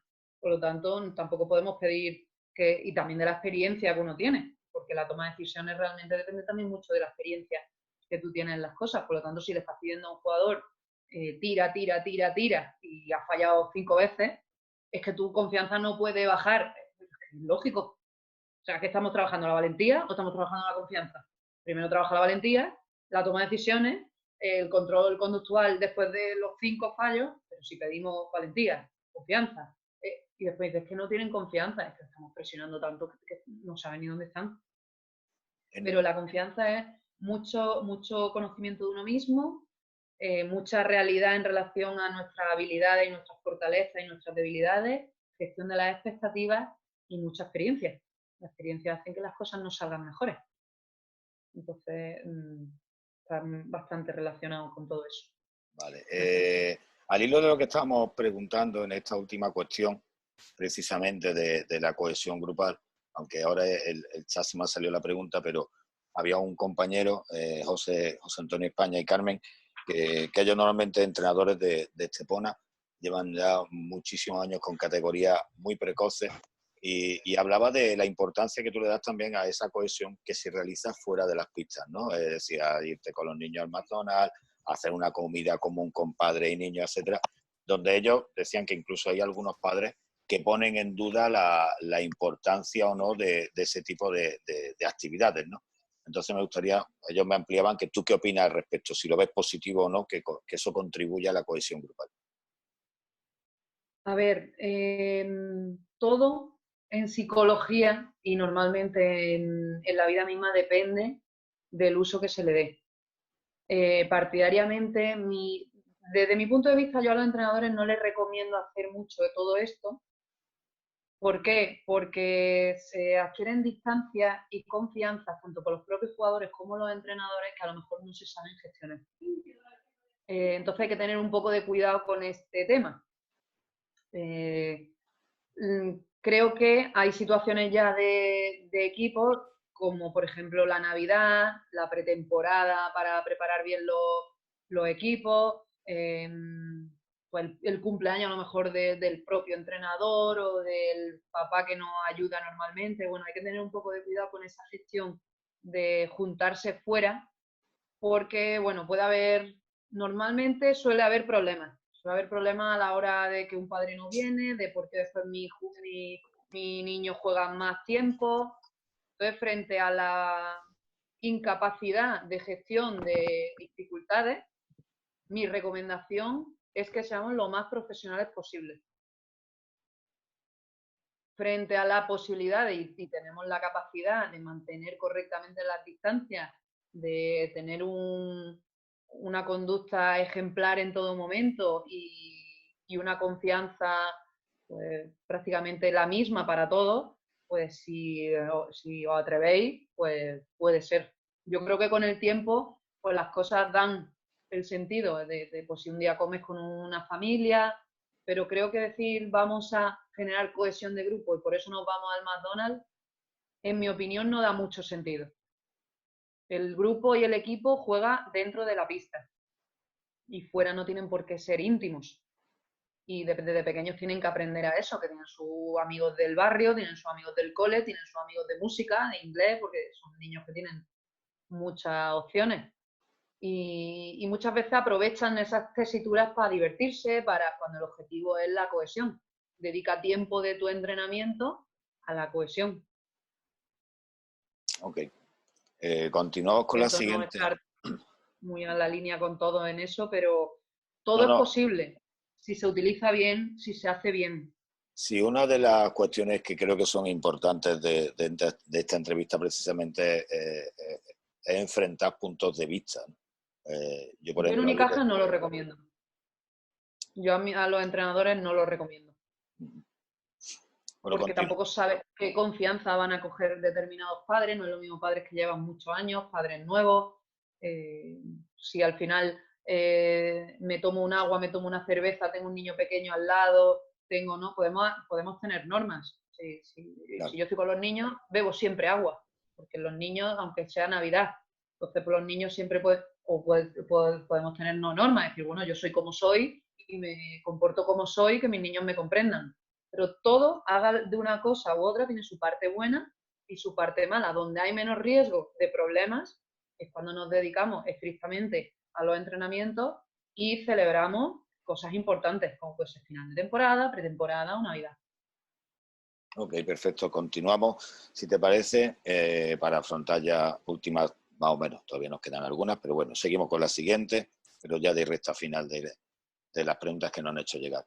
En este caso, otro buen amigo, en este caso José Ramos, jugador, exjugador y actualmente entrenador, que está conmigo también trabajando en el mismo equipo, nos hace llegar la siguiente cuestión. ¿Cómo trabajar la confianza del jugador como para hacerles creer que son capaces de hacer cosas que creen que no pueden hacer?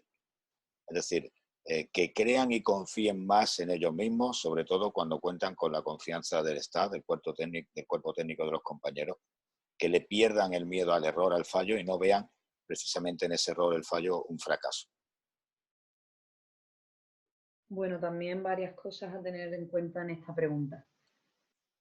Para estar confiado en uno mismo, uno necesita estar centrado en uno mismo, ¿vale? Necesita saber lo que uno es capaz de hacer y también es muy importante tener la capacidad de estar centrado en el presente. Por lo tanto, un jugador nunca va a estar confiado si los errores que va cometiendo le van pesando en la mochila. De hecho, hay veces que la inseguridad o la desconfianza vienen en puntos clave o después de haber fallado 5 o 6. A mí cuando los niños me dicen, yo vengo a hablar contigo porque me enfado, yo siempre le pregunto, ¿te enfada la primera, te enfada la tercera o te enfada la sexta?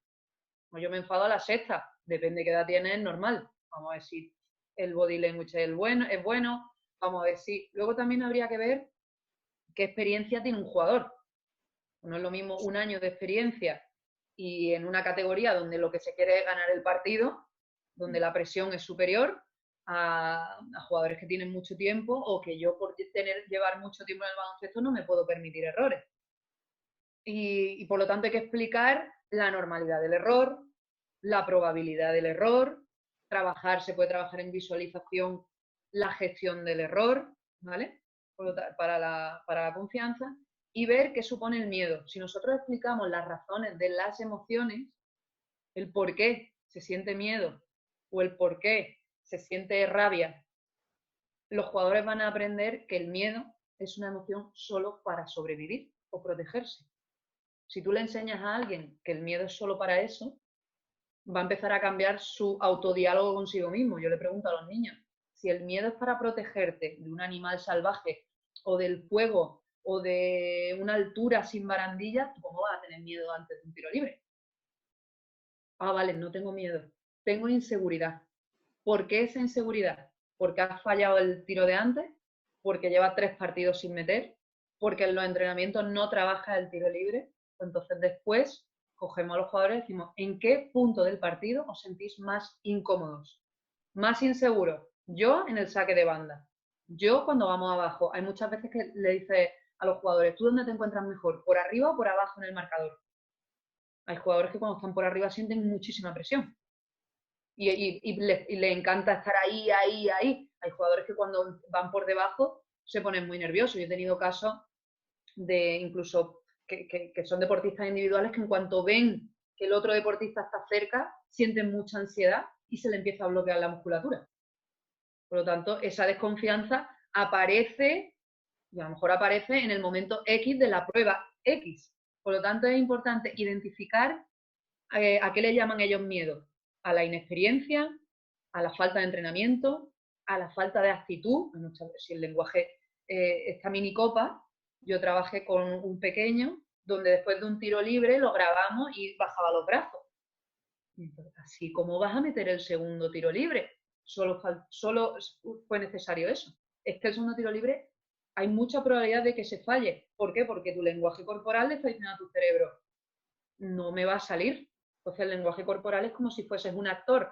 A mí, bueno, vamos mal, yo no he metido ninguno, tal, pero yo siempre he dispuesto. Y tu cerebro te va a ayudar. Entonces hay que identificar ese miedo de los jugadores. Tengo miedo a ganar, tengo miedo a ser responsable del equipo, tengo miedo, cada jugador te puede explicar.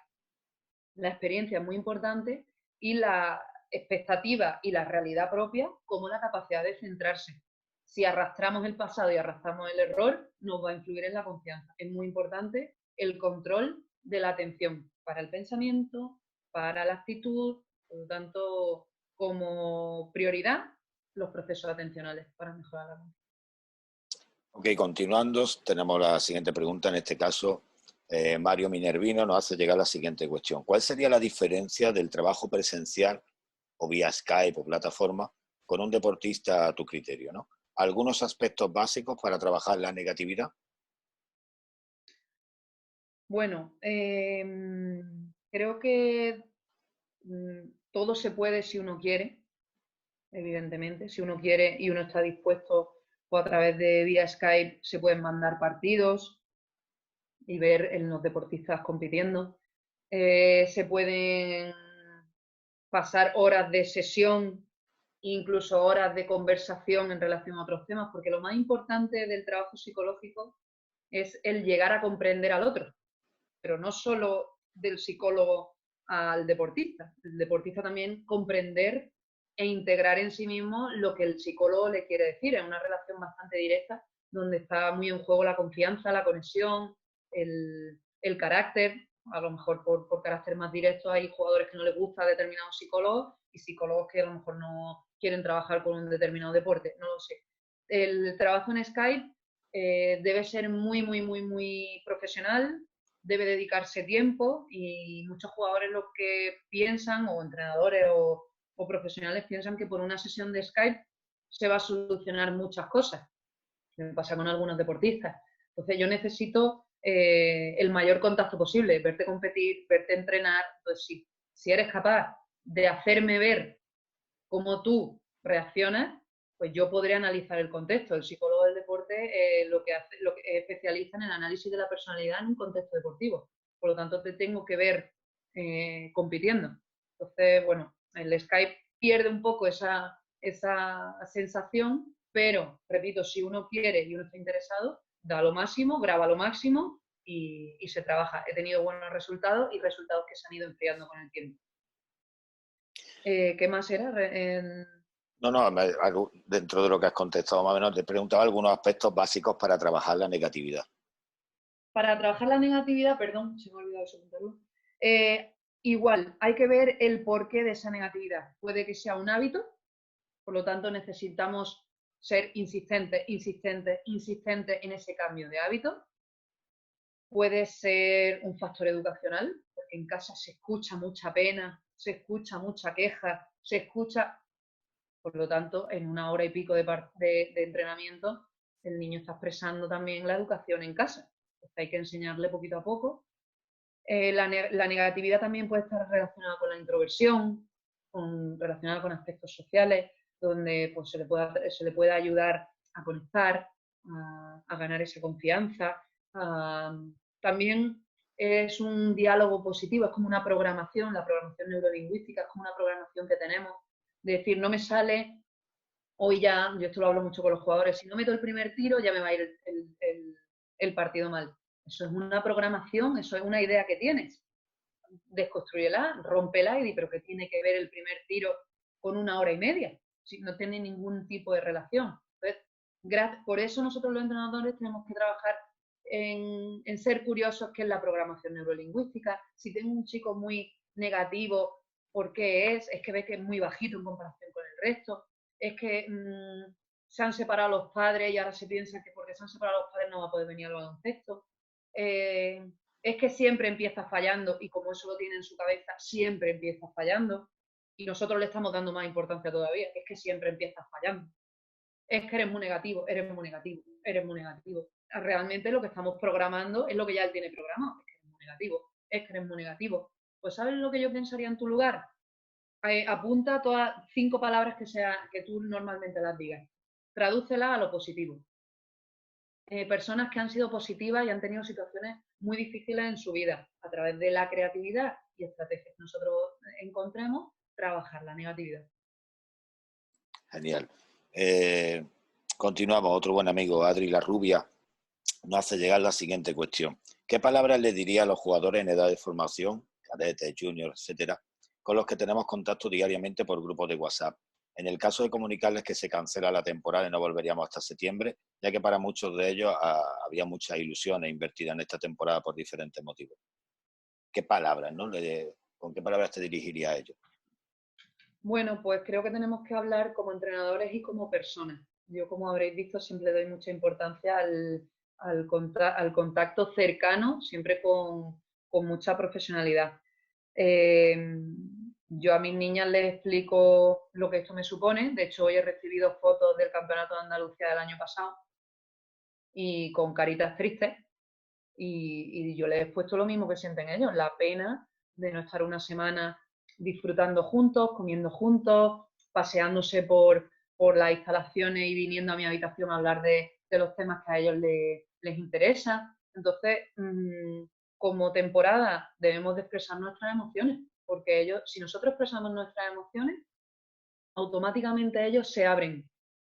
A mí me ha pasado con mi equipo que esta cuarentena está un poquito desvinculado a las redes sociales, porque curiosamente no están tan con el móvil mis niños, son diferentes. Y ayer pues les pregunté cómo les iba. Y algunas contestaban bien, tal, pero una preguntó, ¿y tú? ¿Qué tal estás? Pues yo estoy bien. Entonces ya empezaron, es cierto, ¿y tú? ¿Y tú? ¿Y tú? Entonces creo que lo más importante es ser ejemplar. Si nosotros tenemos que expresar pena porque no estamos con ellos, rabia porque llevábamos un temporadón y se nos ha fastidiado, duda de que no sabemos si el equipo va a ser el que era, porque también podemos sentir esa duda, un equipo cohesionado, en buen ritmo, unido. A lo mejor en 4 meses por redes sociales han contactado con un grupo de amigos y perdemos un jugador importante. Por lo tanto, ser realistas con la situación que tenemos y ellos van a ser más sinceros. Ok, seguimos. Lara Jiménez nos hace llegar las siguientes preguntas. ¿Cuáles son las habilidades que más podemos desarrollar durante el confinamiento que sean importantes para el juego y cómo? Y una película que recomendaría ver en estos días a los deportistas, a los chicos. A ver, Cosas para trabajar.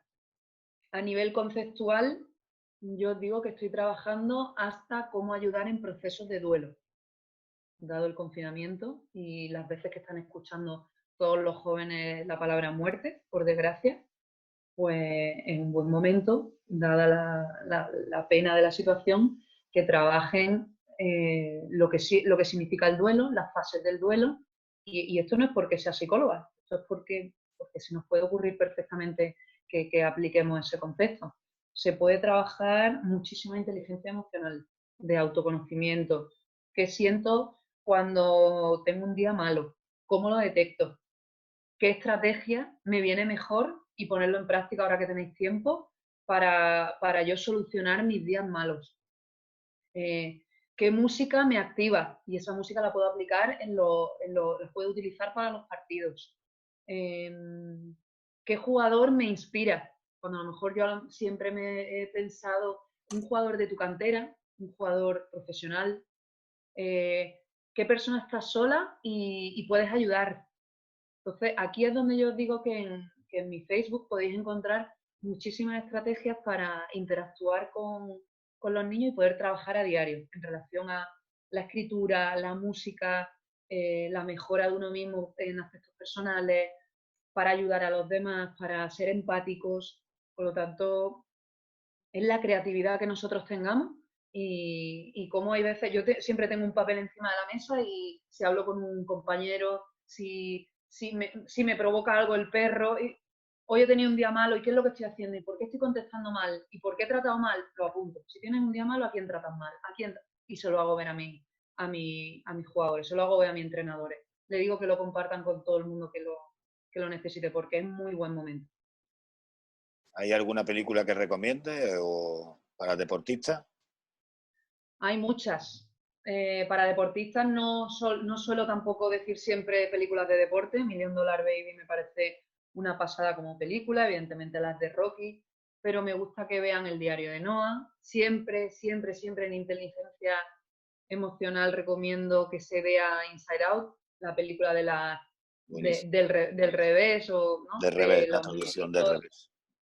esa. El diario de Noah genera muchísima empatía con las personas mayores, que ahora es un momento que debemos estar por ellos. Entonces creo que el cine genera muchísimo aprendizaje y desde pequeñitos hasta adultos podemos ir recomendando películas, series, pido a los padres que vean las series con ellos, a mi equipo, para que vean pues por 13 razones todo el tema ahora femenino del cuerpo y de cómo se está gestionando todo eso. Así que recomendaciones tengo muchísimas, muchísimas, muchísimas. Si queréis, pues Que podéis escriban. siempre preguntar.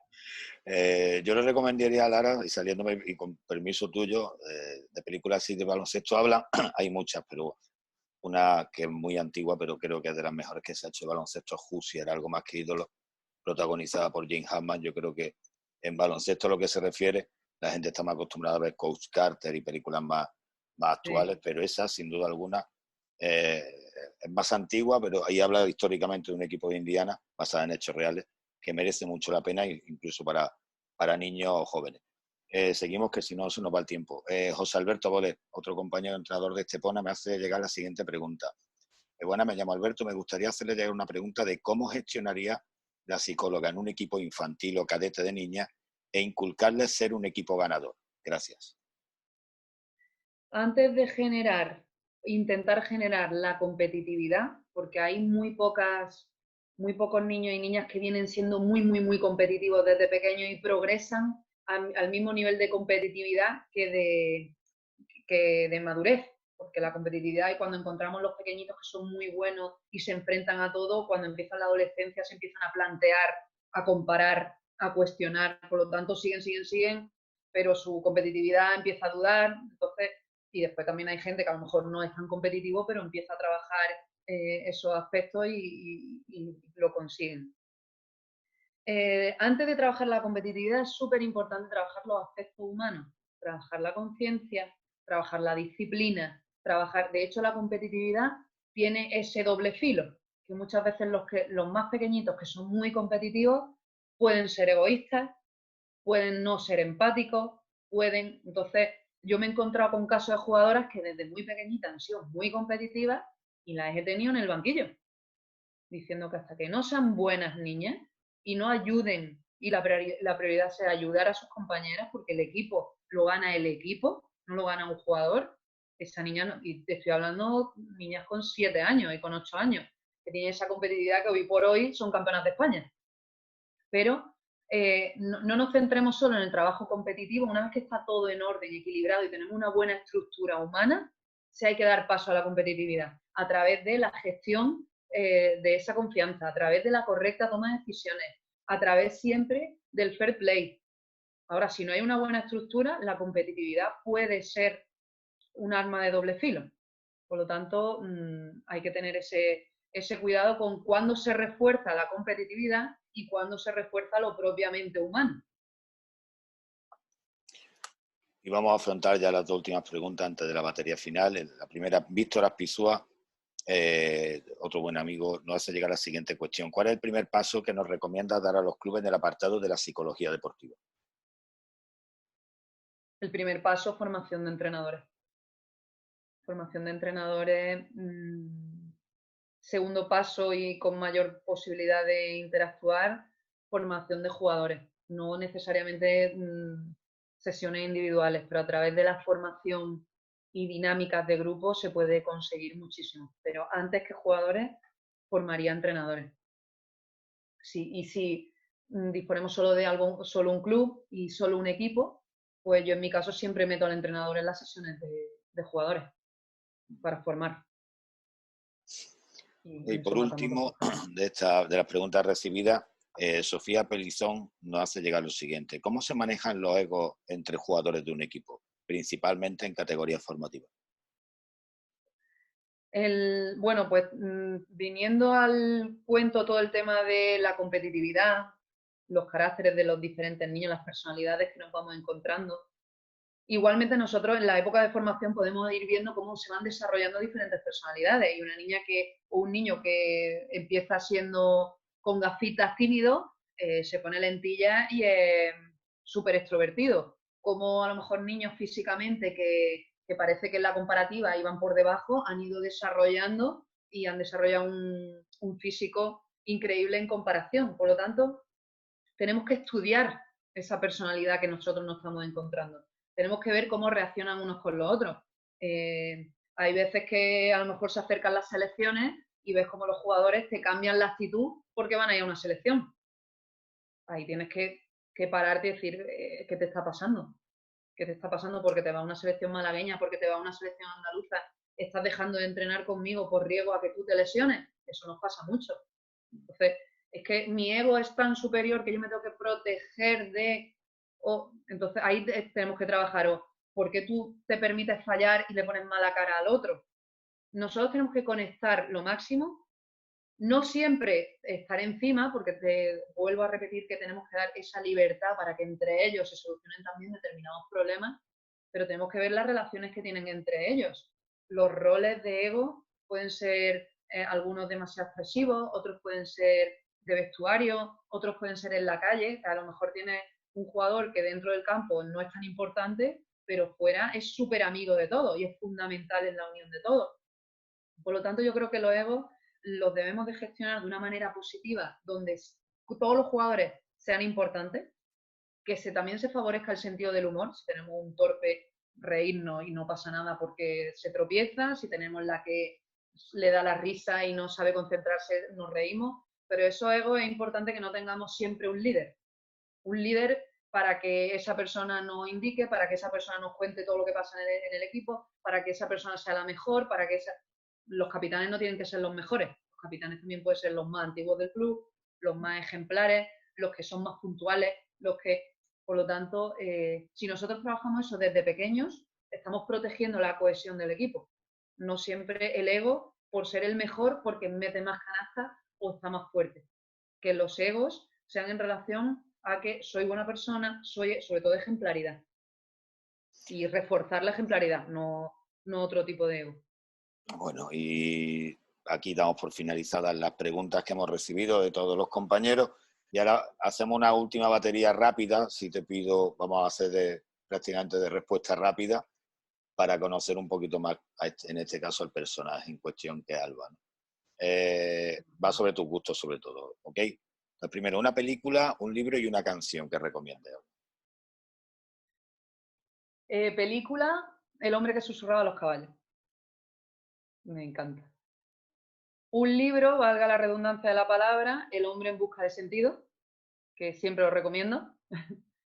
Y una canción que a mí me guste, pues una de Killers, Human, que me encanta. Personaje histórico. Pues dada la importancia que le doy a los valores y al tema humano, me da igual que sea alto rendimiento, que sea alta empresa, me inspira bastante y me gusta leer cuando a lo mejor viene la cosa un poco regular a Teresa de Calcuta, porque creo que era una mujer muy inspiradora de bondad y de trabajo. ¿Qué 3 cosas te llevaría a una isla desierta? No lo sé. Me llevaría a un buen hombre, un buen perro. Eso ha quedado maravilloso. Un buen libro. Al cerrar la entrevista va a quedar genial. Llevarse a un buen hombre, di que sí. Hombre, que hay que procrear No, en la escúchame, isla. que si no se queda la isla aún sola. Vámonos a la siguiente. ¿Mar o montaña? Mar. ¿Cocina favorita?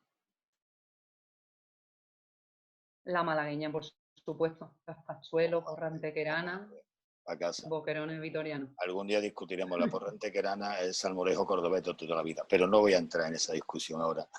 Siguiente. Bueno. ¿En qué empleas tu tiempo libre? En deporte. En hacer deporte. Entrenadores, en este caso, me puedes evidentemente hablar de vóley, aunque te dediques profesionalmente con el Unicaja, pero ya hemos dicho con anterioridad que eres entrenadora de vóley. Te dejo a tu libertad. ¿Qué entrenadores referentes consideras en tu vida? Pues mis referentes son la que me incitó y me ayudó a mejorar en el vóley, que es Mónica Mancha, tu compañera. Un referente muy importante fue mi entrenador de la universidad, que se llama Michel.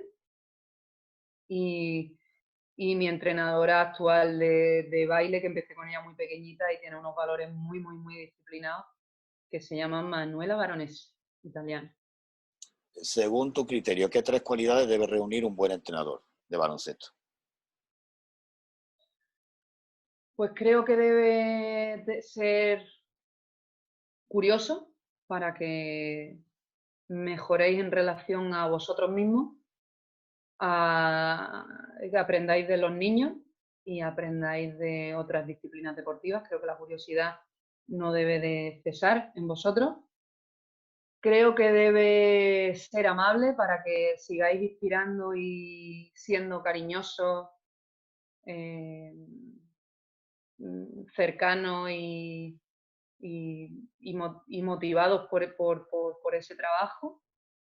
Y creo que hay que ser humilde en el sentido amplio de la palabra para saber aceptar las derrotas, las dificultades, para pensar que nuestra figura como entrenadores no nos hace ser una figura superior en ningún momento, sino que tenemos que seguir trabajando y que esa humildad sea tanto para sentirnos valientes como para sentirnos sensibles dentro de las dificultades y capaces de seguir reaccionando ante todas las dificultades que nos vamos encontrando, porque la educación es difícil. Si pudieras dar marcha atrás, ¿no harías? Marcha atrás no haría. Pues creo que lo único que creo que no haría tampoco es que jugué un partido en tu Marbella después, 2 días después de la muerte de mi padre y me rompí la rodilla. Y creo que ese partido no lo tenía que haber jugado. Y ahí empezaron mi historial de lesiones. Tenía que haber sido más psicóloga y pensar que no, uno no tiene que jugar en esos momentos. Haber ejercido más. Y por último, un sueño por cumplir. Tirarme en paracaídas. No está mal. Bueno, con esto llegamos al final de la entrevista. En primer lugar, darte las gracias de corazón, Alba, creo que, aunque no hemos seguido un poquito quizás del tiempo previsto, pero creo que es una entrevista más que instructiva y didáctica y sobre todo el desarrollo de las respuestas pues hace que nos alarguemos un poquito más en el tiempo. Pero gracias de todo corazón por colaborar, por darle contenido un poquito a esta época de confinamiento que todos tenemos y colaborar con esta iniciativa. Desde que te lo comenté, te ha parecido buena idea y te has volcado y te lo agradezco de todo corazón.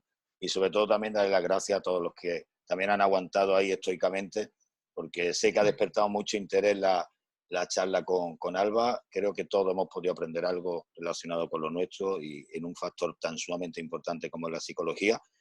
Y antes de despedir y dar las gracias, deciros que vamos a continuar, evidentemente, con esta iniciativa de entrevistas y muy probablemente, de hecho, ya tenemos confirmada hacer una muy pronto con Lucas Mondelo, con el seleccionador nacional femenino. Pero sobre todo, para cerrar la charla de hoy, era transmitirte también el agradecimiento que muchos me están haciendo llegar también por WhatsApp, Alejandro Fenol, compañero, y otros muchos. Agradecerte, Alba, la atención y la disponibilidad hacia todos y a todos muchas gracias y mis mejores deseos también para este confinamiento. Un saludo a todo el mundo y Alba, de nuevo, muchísimas gracias. Un beso grande. Muchas gracias a todos. Chao, familia. Nos vemos en la siguiente. Hasta luego. Gracias. Chao.